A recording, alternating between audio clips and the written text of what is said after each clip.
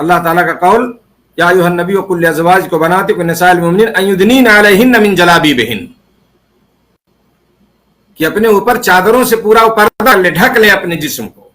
تو یہ آیت میرے دوستو یہ پورے زینت، پورے بدن کو ڈھکنے کی واضح دلیل ہے جو ہے کہ وہ اجانب کے سامنے اس طرح سے جائیں تو پورے بدن کو ڈھک کر کے جائیں. یہ دلیل ہے اس کی، چہرے سے لے کر کے سر چہرہ پورا مکمل پیر تک اس کا ڈھکا ہونا چاہیے، پردہ یا حجاب اس قسم کا، وہ کپڑا اس قسم کا ہونا چاہیے. اس میں ہتھیلی و چہرہ دونوں شامل ہیں. جو عام طور سے جو علماء کا راجح قول ہے اس سلسلے میں، ویسے کچھ علماء ہیں ہمارے جو چہرے کو، دونوں ہتھیلیوں کو پردے میں نہیں شمار کرتے ہیں، سمجھ رہے ہیں نا. اور بہت سے علماء نے اس کا رد بھی کیا ہے دلائل کی روشنی میں کہ چہرہ تو اصل ہے. اگر آپ چہرے کا پردہ نہیں کرو گے، وہ عورت چہرے کا پردہ نہیں کرے گی تو اصل تو وہی ہے. سارے فتنے کا جڑ اور سارا فتنہ اسی کے چہرے میں موجود ہے. تو صحیح بات یہ ہے کہ چہرہ اور ہتھیلی بھی جو ہے یہ پردے میں شامل ہے. جیسا کہ ہمارے شیخ ابن باز رحمہ اللہ فرماتے ہیں کہ شرعی حجاب وہ ہے کہ عورت اپنے پورے بدن کو ڈھکے اجانب سے، اجنبی مردوں سے، ہے نا، اپنے کیا ہے ان کے سامنے اس طرح نہ جائے، پورے بدن کو ڈھک لے اپنے. اور وہ کہتے ہیں کہ الراس والوجه والصدر والرجل والید، یعنی سر، چہرہ، سینہ، پیر، ہاتھ سب شامل ہے. کریں کہ یہ سب پر لأنها كلها عورة. انہوں نے ان کا فتاویٰ ہے اس میں انہوں نے ذکر کیا اس چیز کو کہ مکمل جو ہے ساری چیزیں جو ہے پردے میں شامل ہیں. غیر محرم سے، اجنبی مردوں سے ان سب کا چھپانا اس کے لیے ضروری ہے. کہہ رہے اور فرماتے ہیں اس فتاوے میں کہ چہرہ تو سب سے زینت کی سب سے عظیم جگہ وہ چیز وہی ہے جو جہاں پہ زینت کی جاتی ہے. سب کچھ آپ دیکھیے، چہرے لے کر کے بالیاں، یہ وہ ساری چیزیں ہے نا. تو چہرہ تو کہہ رہے ہیں کہ سب سے عظیم زینت کی جگہوں میں سے، اور بال بھی، ہاتھ بھی اسی طرح سے. تو اس سے معلوم یہ ہوا کہ جو ہے چہرہ بھی جو ہے پردے میں شامل ہے، اور چہرے کا پردہ کرنا بھی ضروری ہے. اور اس سلسلے میں ایک روایت میں ذکر کروں گا، اس کے بعد ایک قول ہے علامہ محمد امین شنقیطی رحمہ اللہ کا، جنہوں کی مشہور تفسیر ہے ادواء البیان، بڑی اہم تفسیر ہے، بڑی بہترین تفسیر ہے. اس میں انہوں نے اس چیز کو اس پہ بحث کیا ہے. ایک حدیث اس سلسلے میں صفیہ بنت شیبہ فرماتی ہیں، حضرت عائشہ رضی اللہ تعالی عنہا فرماتی تھیں لما نزلت هذه الآية وليضربن بخمرهن على جيوبهن، کہ عورتیں جو ہے اپنے اوڑھنیوں کو اپنے سینوں پر جو ہے اس کو اوڑھ لے کر لیں نا. تو عورتیں جب یہ آیت نازل ہوئی تو انہوں نے کہا کہ عورتوں نے جو ہے اپنے ازار کو کیا ہے وہ اس کو پھاڑ کر کے، کنارے کے حصے سے پھاڑ کر کے جو ہے اس سے وہ اپنے بدن کو اپنے پردہ کرنے لگی، جو ہے بخاری کی روایت ہے. اور ابو داؤد میں ہے کہ اللہ تعالیٰ پہلی مہاجر عورتوں پر رحم فرمائے جو پہلے وہاں آئی ہجرت کر کے. جب اللہ نے اس آیت کو نازل کیا وَلْيَضْرِبْنَ بِخُمُرِهِنَّ عَلَى جُوبِهِنَّ، تو کیا ہے وہ اپنی کیا ہے کپڑے کو شققنا مروتہن، یہ قسم کا یہ کپڑا جو ہے جو استعمال کرتی تھی، مراد ازار ہے، سمجھ رہے ہیں نا. تو اس کو پھاڑ کر کے جو ہے پھاڑ کر کے اس سے اپنے چہرے کو، اپنے چہروں کو جو ہے وہ ڈھکنے لگیں. اے غطینا وجوہہن، ابو داؤد کی روایت ہے. اس طرح سے جب اس آیت نازل ہوئی تو اس طرح ہماری صحابیات نے جو ہے اس طرح سے فوراً اس پہ عمل کرنا شروع کیا، اپنے چہروں کو، ساری چیزوں کو ڈھکنے لگیں. اس سے معلوم ہوتا ہے کہ چہرہ جو ہے یہ پردے میں داخل ہے اور اس کا پردہ کرنا ضروری ہے. علامہ امین شنقیطی، محمد امین شنقیطی رحمہ اللہ فرماتے ہیں کہ یہ حدیث اس باب میں صریح ہے، ایک دلیل ہے اس کی. جو صحابیات نے اس طرح سے عمل کیا ہے انہوں نے اللہ تعالیٰ کے اس قول کا معنی سمجھا تھا کہ اللہ تعالیٰ یہاں کیا فرما رہا ہے اس آیت میں وَلْيَضْرِبْنَ بِخُمُرِهِنَّ عَلَى جُوبِهِنَّ. سمجھ رہے ہیں نا. اس سے اللہ رب العالمین جو ہے کیا فرما رہا ہے، یعنی اپنے گریبانوں پر اپنی اوڑھنیاں ڈالے رہیں. تو اس سے اس کے معنی کو جو ہے انہوں نے سمجھا تھا.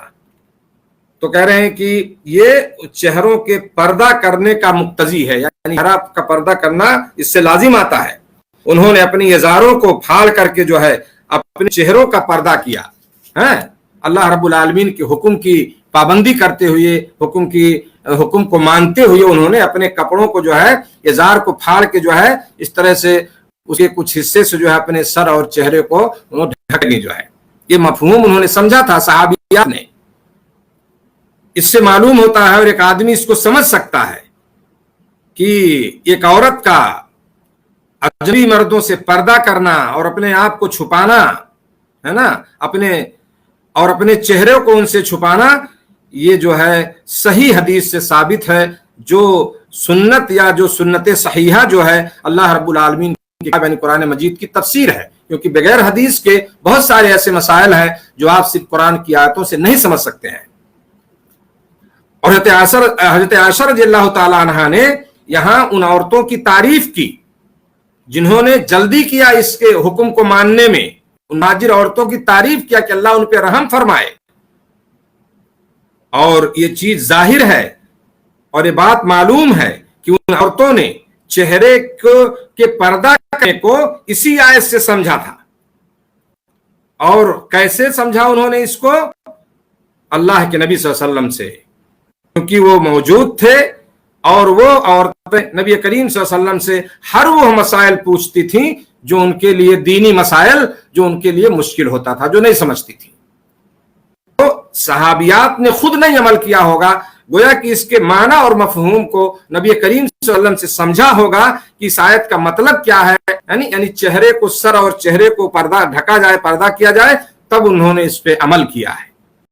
سمجھ رہے ہیں؟ اور اللہ کا قول انہوں نے ذکر کیا، وانزلنا الیک الذکر لتبین للناس ما نزل الیہم، کہ ہم نے آپ کے اوپر اس ذکر کو نازل کیا، قرآن کو، تاکہ آپ لوگوں کے لیے اس کو بیان کریں، اس کو کھول کر کے لوگوں سے کو بتائیں، سمجھائیں جو ان کی طرف نازل کیا گیا ہے۔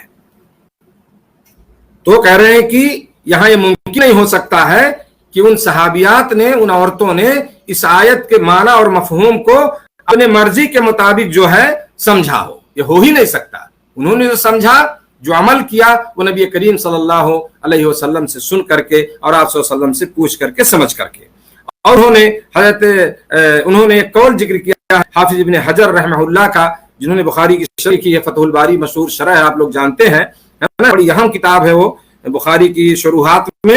تو حافظ ابن حجر رحمہ اللہ کا قول بھی علامہ محمد شنقیطی رحمہ اللہ نے ذکر کیا اپنی تفسیر اضواء البیان میں، اور اس میں انہوں نے بھی ذکر کیا ہے، حافظ ابن حجر کا قول جو نقل کیا کہ یہ حدیثیں جو ہے یا اس قسم کی حدیثیں انہوں نے وہاں ذکر کی ہیں، اور اس کے علاوہ روایتیں کہہ رہے ہیں کہ اس باب میں صریح ہیں اور واضح دلیل ہے نا، کہ عورتوں کا مردوں سے پردہ کرنا اور اس طرح سے اپنے آپ کو چھپانا، اپنے بدن کو اور اپنے چہروں کو چھپا لینا جو ہے، یہ کیا ہے؟ اللہ رب العالمین کی کتاب کی تصدیق اور اللہ نے جو نازل کیا ہے اس پر ایمان کی دلیل ہے۔ سمجھ رہے ہیں؟ کہہ رہے ہیں کہ بہت تعجب ایسا ہوتا ہے، فالعجب کل العجب ممن يدعي من المنتسبين للعلم انه لم يرد في الكتاب ولا السنه ما يدل على ستر المرأة وعن الاجانب۔ کریں بڑے تعجب کی بات ہے، حافظ ابن حجر لکھا فتح الباری میں، بڑے عجب کی بات یہ ہے کہ بہت سارے لوگ جو علم کی طرف اپنی نسبت کرتے ہیں، یعنی اپنے آپ کو عالم کہتے ہیں، اور وہ یہ کہتے ہیں کہ کتاب و سنت میں کوئی ایسی دلیل ہی نہیں ہے جس میں کو اجنبی مردوں سے اپنے چہرے کے چھپانے، پردے کرنے کا حکم دیا ہو۔ کہہ رہے ہیں مجھے ایسے لوگوں پہ تعجب ہوتا کہ علم کی نسبت بھی کر رہے ہیں اپنی طرف، اور عالم علماء میں اپنے آپ کو شمار کرواتے ہیں، اور کہتے ہیں کہ کتاب و سنت کی دلیل ہی نہیں ہے کہ جس میں یہ کہا گیا ہو کہ عورت جو ہے اپنے چہرے کا بھی پردہ کرے۔ کہہ رہے ہیں کہ حالانکہ صحابیات نے جو ہے اس پر عمل کیا، اللہ رب العالمین کے حکم کو مانتے ہوئے جو اللہ نے اپنی کتاب میں نازل کیا، اور وہی آیت جو میں نے اس سے پہلے پڑھی ہے۔